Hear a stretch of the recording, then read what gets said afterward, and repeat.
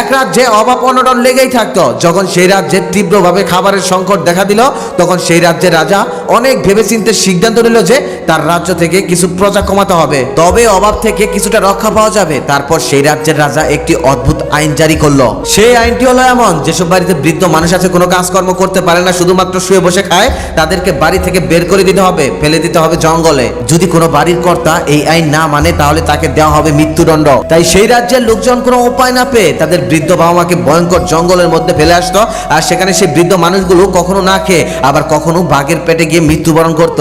আবার বুড়ো বুড়িকে বনবাসে না পাঠিয়ে উপায় ছিল না কারোই, কারণ ওই রাজ্যের প্রহরীরা ঘুরে ঘুরে প্রত্যেক বাড়ি দেখতো যে কারা এই আইন অমান্য করছে। যদি সেই রাজ্যের কেউ এই আইন অমান্য করত, বুড়ো বুড়িকে বসিয়ে খাওয়াতো, তাহলে প্রহরীরা তাকে ধরে নিয়ে গিয়ে সাথে সাথে মাথা কেটে ফেলতো ঘেচাং করে। এই ভয়ে সবাই তাদের বাড়ির বুড়ো বুড়িকে বনবাসে পাঠানো শুরু করে দিল। সেই রাজ্যে একটি ছেলে ছিল, তার একটি বৃদ্ধ বাবা ছিল, যে কোনো কাজকর্ম কিছুই করতে পারতো না, শুধু বসে বসে খেত। কিন্তু তার বাবাকে সে অসম্ভব ভালোবাসতো, বাবাও ছেলেকে অনেক ভালোবাসতো। তবুও ছেলেটা রাজার ভয়ে তার বাবাকে বনবাসে পাঠানোর জন্য রাজি হয়ে গেল, কারণ সে কোনো কাজকর্ম করতে পারে না, শরীরে কোনো শক্তি নেই, লাঠি ভর করে হাঁটে। ছেলে কান্না করতে করতে বাবাকে কোলে নিল বনবাসে পাঠানোর জন্য। তারপর সে রওনা হলো ভয়ঙ্কর জঙ্গলের দিকে। ছেলেও কান্না করতেছে, ওদিকে কাঁধে বসে বসে বাবাও কান্না করতেছে। বাবা কান্না করতেছে ছেলের কথা চিন্তা করে, সে যখন না থাকবে তার ছেলে কিভাবে চলবে, কে তাকে দেখে রাখবে। ছেলে কান্না করতেছিল আর বাবা কাঁধে বসে বসে গাছের ডাল ভেঙে রাস্তায় ফেলে ফেলে চিহ্ন করছিল, যাতে তার ছেলে আবার সেই চিহ্ন দেখে দেখে বাড়িতে যেতে পারে, যাতে আবার ছেলে ভুল রাস্তায় চলে না যায়, ভুল রাস্তায় গিয়ে আবার যদি তার ছেলের কোনো ক্ষতি হয়ে যায়। তারপর হাঁটতে হাঁটতে তারা দুজনেই ভয়ঙ্কর জঙ্গলে চলে গেল। সেখানে যাওয়ার পর তার বাবাকে কাঁধ থেকে নামালো।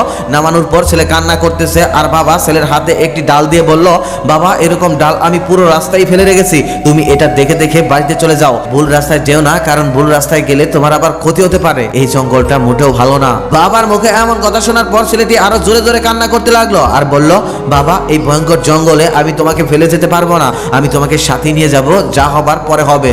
আমি রাজার এমন অন্যায় নিয়ম মানতে পারবো না, রাজা যদি আমাকে মেরেও ফেলে তারপরও আমি তোমাকে এখানে ফেলে যেতে পারবো না, আমি তোমাকে ছাড়া কিছুতেই বাঁচতে পারবো না। ছেলের মুখে এমন কথা শোনার পর ছেলেকে জড়িয়ে ধরে বাবা কান্না করতে লাগলো। তারপর তারা দুজনেই আবারও বাড়িতে চলে আসলো। বাড়িতে আসার পর ছেলে তার ঘরের পিছনে বিশাল একটা গর্ত তৈরি করলো। তারপর সেই গর্তের মধ্যে তার বাবাকে রেখে দিল। তারপর চুপি চুপি প্রত্যেক দিন সে ওই গর্তের মধ্যে খাবার দিয়ে আসতো, যাতে এলাকাবাসী ও রাজার সেনাপতি কেউ এটা জানতে না পারে। সেজন্য সে গোপনে খাবার দিতে লাগলো। ছেলে যা ইনকাম করে তার কিছু অংশ সে খেত, আর বাকি বেশিরভাগ অংশই সে তার বাবাকে খাওয়াতো। বাবাকে কি করে ওই গর্তের মধ্যে সুখে রাখা যায় দিনের বেশিরভাগ সময় সে এই চিন্তাই করত।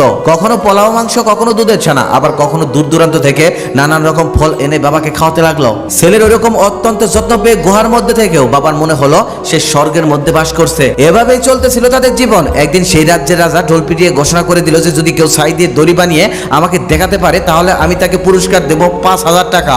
5,000 টাকার কথা শুনে অনেক মানুষই ছাই দিয়ে দড়ি বানানোর চেষ্টা করলো, কিন্তু কেউ এই ছাই দিয়ে দড়ি বানাতে পারলো না। তারপর ওই ছেলে যখন গুহার ভিতরে বাবার জন্য খাবার নিয়ে গেল, তখন সে তার বাবাকে বলল, বাবা দেখো তো, রাজা ছাই দিয়ে দড়ি বানালে নাকি 5,000 টাকা পুরস্কার দেবে। আচ্ছা বাবা, ছাই দিয়ে কি কখনো দড়ি বানানো যায়? তখন তার বৃদ্ধ বাবা কিছুক্ষণ ভেবে বলল, হ্যাঁ যায়। তুমি একটি কাজ করো, একটি লম্বা কাঠের টুকরা নাও, তারপর সেই কাঠের দুই মাথায় একটি দড়ি লম্বা করে বেঁধে নাও, তারপর সেই দড়িটাতে আগুন লাগিয়ে দাও, তখন দেখবে দড়িটা আস্তে আস্তে পুড়ে যাবে আর অবশিষ্ট থাকবে ছাইয়ের দড়ি। তারপর বাবার কথা মতো ছেলে সুন্দর একটি পাটের দড়ি নিয়ে একটি সোজা কাঠের মধ্যে বেঁধে আগুন লাগিয়ে দিল। সেই দড়িটা পোড়ার পর অবশিষ্ট রয়ে গেল ছাইয়ের দড়ি। ছেলে তখন দড়িটা নিয়ে দৌড়ে চলে গেল রাজ দরবারে। সেখানে যাওয়ার পর রাজাকে দেখালো, আর রাজা সেই ছাইয়ের দড়ি দেখে এতই খুশি হলো যে খুশি হয়ে তাকে 5,000 টাকা দিতে চাইলো। ছেলে তখন টাকা নিতে অস্বীকৃতি জানালো আর বলল, মহারাজ আমার জন্য আপনার দোয়াই যথেষ্ট, আমার টাকা পয়সা কিচ্ছু লাগবে না।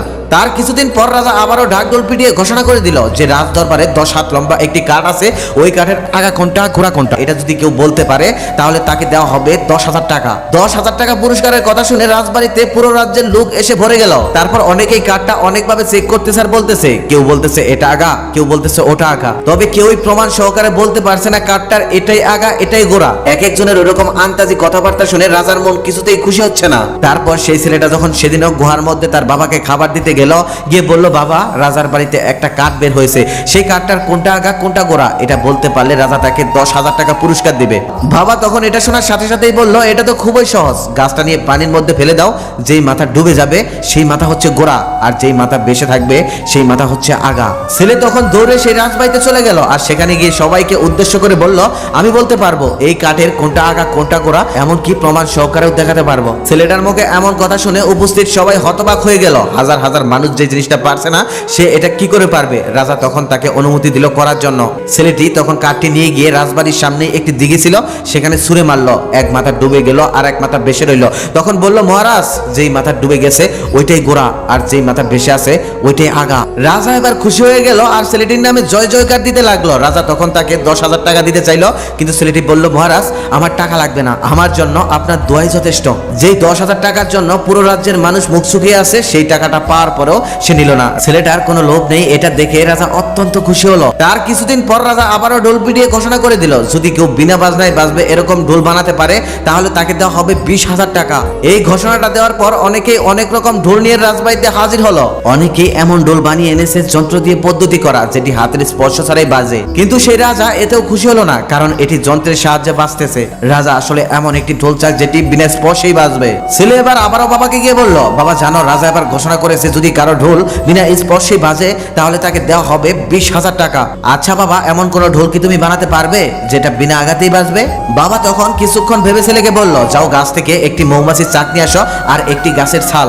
ছেলে বাবার কথা মতো মৌমাছির চাক ও গাছের ছাক আনতে গেল। এদিকে বাবা বসে বসে মাটি দিয়ে একটি ঢোল তৈরি করলো। ছেলে মৌমাছি আর গাছের ছাল নিয়ে আসার পর সেই ঢোলের ভিতরে মৌমাছি ঢুকিয়ে দিয়ে সেই গাছের ছাল দিয়ে মুখ বন্ধ করে দিল। বন্ধ করে দেওয়ার পরে মৌমাছি ছুটোছুটি করতেছে, বন বন শব্দ করতেছে আর চামড়ার সাথে লেগে এক অন্যরকম অনেক সুন্দর একটি শব্দ বের হচ্ছে। দেখে মনে হচ্ছে ঢোলটি আপনা আপনি বাজতেছে। তারপর ছেলেটি ঢোলটি নিয়ে দৌড়ে চলে গেল রাজার দরবারে। সেখানে যাওয়ার পর ঢোলটি রাজাকে দেখানোর পর রাজা এটা দেখে এতই খুশি হলো যে 20,000-এর বদলে 40,000 টাকা দিতে চাইলো। ছেলেটি এবারও বলল মহারাজ টাকা লাগবে না, আপনার দোয়াই আমার জন্য যথেষ্ট।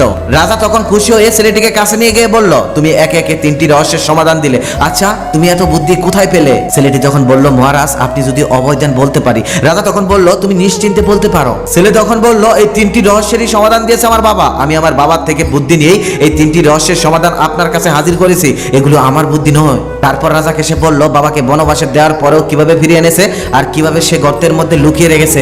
ছেলে তখন সমস্ত কথাই রাজাকে খুলে বলল। রাজা কথাগুলো শোনার পর একটু রাগ করলো না, উল্টো নিজের ভুল বুঝতে পারলো বুড়ো হয়ে গেলে মানুষ শক্তি দিয়ে কাজ না করতে পারলেও বুদ্ধি দিয়ে অনেক কাজই করতে পারে। বয়সের সাথে সাথে হয়ে ওঠে তারা জ্ঞানী, অনেক বুদ্ধিমান। বুড়ো মানুষের বুদ্ধি সমাজের অনেক উপকার আসে। রাজা তখন বুঝতে পারলো সমাজে যদি বৃদ্ধ মানুষ না থাকে তাহলে কিছুদিনের মধ্যেই সমাজ খুব বিপদের মধ্যে পড়ে যাবে। সুতরাং আজ থেকে আর কোনো বৃদ্ধ মানুষকে বনবাসে নয় বরং তাদেরকে যত্ন করে বাড়িতেই রাখা হবে। রাজা এই ঘোষণায় দিয়ে দিল। রাজা তখন ছেলেটির উপর ভীষণ খুশি হয়ে ছেলেটিকে 2 লক্ষ টাকা পুরস্কার দিল। বাড়িতে গিয়ে বাবাকে গোয়া থেকে বের করে ছেলে তখন সুখে শান্তিতে বাবাকে নিয়ে সংসার করতে লাগলো। আমরা নতুন প্রজন্মের মানুষগুলা এতটাই বুঝতে শিখে গেছি যে বৃদ্ধদের কথা কানেই তুলতে চাই না। আমরা মনে করি আমরা সব বুঝতে পারি, তারা কিছুই বুঝতে পারে না।